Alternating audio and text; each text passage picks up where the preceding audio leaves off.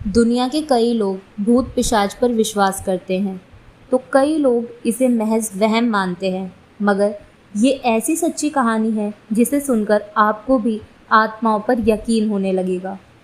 ये कहानी इसलिए भी अहम है क्योंकि ये उस देश की कहानी है जहाँ विज्ञान पर, तर्क पर विश्वास किया जाता है, जहाँ अंधविश्वास की कोई जगह नहीं है।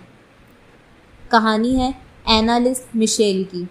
उनका जन्म जर्मनी के बवारिया शहर में 21 सितंबर 1952 को हुआ था।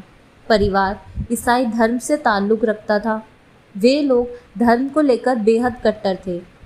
वो ईश्वर को मानते और अपने धर्म का प्रचार करते थे। परिवार वालों को देखकर एनालिस ने भी यही सोचा था कि वे बड़े होकर अपने धर्म का प्रचार करेंगी, मगर किस्मत को कुछ और ही मंजूर था। ये सब तब शुरू होता है जब एनालिस 16 साल की हुई तो वे टेम्पोरल लोब एपिलेप्सी नाम की बीमारी का शिकार हो गई। इस बीमारी में मरीज ना सिर्फ अपनी याददाश्त खोने लगता है, बल्कि उसका अपने शरीर पर कोई कंट्रोल नहीं रहता। एनालिस के परिवार ने उसे पहले अपने गुरु को दिखाया। जब गुरु इस बीमारी को ठीक करने में नाकामयाब रहे तो परिवार एनालिस को डॉक्टर के पास ले गया, मगर 5 साल तक के लंबे ट्रीटमेंट के बावजूद भी एनालिस ठीक नहीं हो पाई। बच्ची की तबीयत दिन ब दिन खराब होती ही जा रही थी।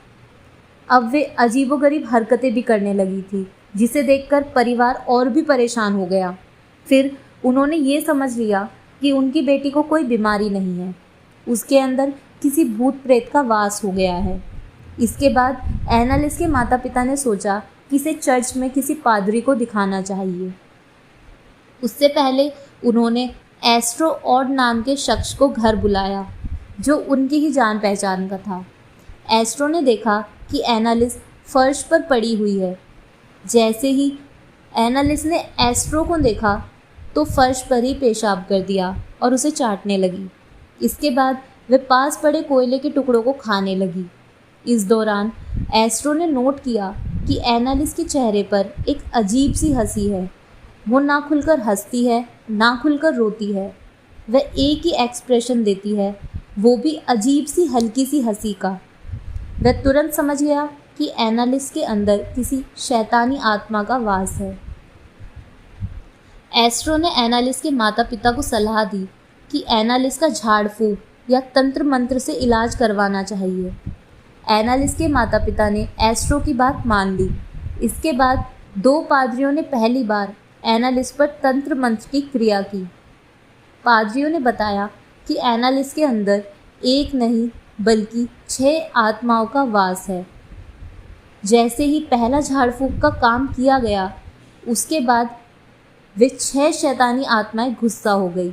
एनालिस की हालत पहले से और भी ज़्यादा खराब हो गई। एनालिस की खराब हालत को देखते हुए दोनों पादरियों ने दोबारा झाड़ फूंक किया, मगर परेशानी ये थी कि एनालिस कभी भी एक जगह टिक कर नहीं बैठती थी।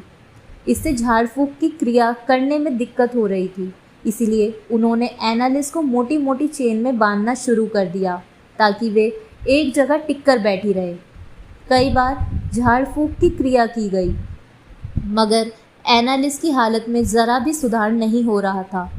दोनों पादरियों ने इस दौरान एनालिस के शरीर में कब्जा कर चुकी आत्माओं के बारे में पता लगा लिया। दोनों पादरियों ने एनालिस के माता पिता को बताया कि उनकी बेटी के अंदर 6 लोगों की आत्माएं हैं। उनके नाम हैं नीरो, जो कि रोमन राज्य के जूडियन साम्राज्य का आखिरी शासक था। जूड्स इस्कैरियोट, भगवान यीशु का शिष्य, जिसने महज 20 चांदी के सिक्कों के लिए उन्हें धोखा दिया था। केन, एडम और ईव का छोटा बेटा। हिटलर, जर्मनी का सबसे बदनाम तानाशाह। वैलेंटीन फ्लिशमैन, 16वीं शताब्दी का बदनाम पादरी, जिसे शराब पीने, हंगामा करने और हत्या करने के आरोप में रोमन साम्राज्य से बर्खास्त कर दिया गया था।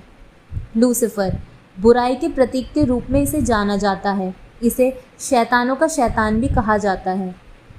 बताया जाता है कि जब एनालिस पर झाड़ फूंक की क्रिया की जाती थी तो पादरियों को भी कई बार उन शैतानी आत्माओं से 2-4 होना पड़ता था। ये दोनों झाड़ फूँक की पूरी प्रक्रिया को अक्सर ऑडियो कैसेट में रिकॉर्ड भी करते थे। दोनों को शैतानी आत्माओं के नाम भी इसी तरह पता चले। दरअसल जब वे एनालिस पर झाड़ फूँक कर रहे थे तो उन्होंने उससे पूछा कि तुम्हारे अंदर किसकी आत्माएं हैं। एनालिस ने तब 6 लोगों के नाम लिए। एक ऑडियो में एनालिस की ये बात रिकॉर्ड भी हुई थी। इसमें उसकी आवाज़ भी बेहद डरावनी सुनाई दे रही थी। एनालिस के अंदर शैतानी ताकतें इतनी हावी हो चुकी थी कि वह अपने माता पिता को भी उठाकर पटक देती थी, उन्हें नाखूनों से नोच लेती थी। एक समय आया जब कोई भी एनालिस के पास जाने की भी हिम्मत नहीं दिखा पाता था। सब उससे डरने लगे थे, यहाँ तक कि एनालिस खुद पर भी कई बार हमला कर लेती थी और घायल हो जाती थी। इसी बीच एनालिस की हालत में थोड़ा सुधार हुआ, मगर ये खुशियाँ महज कुछ ही दिनों के लिए थी। थोड़े समय बाद उसने खाना पीना भी छोड़ दिया था और वे कुपोषण का शिकार हो गई। उससे जब पादरी पूछते थे कि वो ऐसा क्यों कर रही है, तो एनालिस कहती थी कि उसके अंदर के शैतान उसे कुछ भी खाने पीने नहीं देते। धीरे धीरे एनालिस की हालत और भी खराब होती गई। 30 जून 1976 के दिन उस पर अंतिम बार झाड़ फूँक किया गया और ये 67th झाड़ फूँक की क्रिया थी। इस दौरान एनालिस ने कहा कि अब वे थक चुकी हैं, अब उन्हें इस शरीर से छुटकारा पाना है, और वे ये कहते कहते रोने लगी। उन्हें इस तरह रोते हुए देखकर उनके माता पिता और वो 2 पादरी भी रोने लगे। फिर 1 जुलाई 1976 की सुबह एनालिस की मौत हो गई। उस समय वह महज 23 साल की थी। इसके बाद जब एनालिस का पोस्टमार्टम किया गया तो पता चला कि उसकी मौत कुपोषण का शिकार होने की वजह से हुई है। फिर डॉक्टर्स ने उन दोनों पादरियों पर एनालिस के माता पिता को गुमराह करने का आरोप लगाया। डॉक्टरों ने कहा कि समय रहते यदि एनालिस को मेडिकल ट्रीटमेंट दिया जाता तो वह बच जाती, पर अब क्या सच है और क्या झूठ है, इसका जवाब किसी के पास भी नहीं है। और जिन लोगों ने ये सब अपनी आंखों से होते हुए देखा है, वो लोग आज भी उन सब बातों को याद कर सहम जाते हैं, यहाँ तक कि वो इन बातों को किसी के साथ बताना या शेयर करना भी नहीं चाहते। आज के लिए इतना ही। अगर आपको ये वीडियो पसंद आया तो इस वीडियो को लाइक, शेयर, कमेंट करें और ऐसे ही वीडियोस को आगे भी देखने के लिए इस चैनल को सब्सक्राइब कर बेल आइकन पर क्लिक कर लें। Thank you.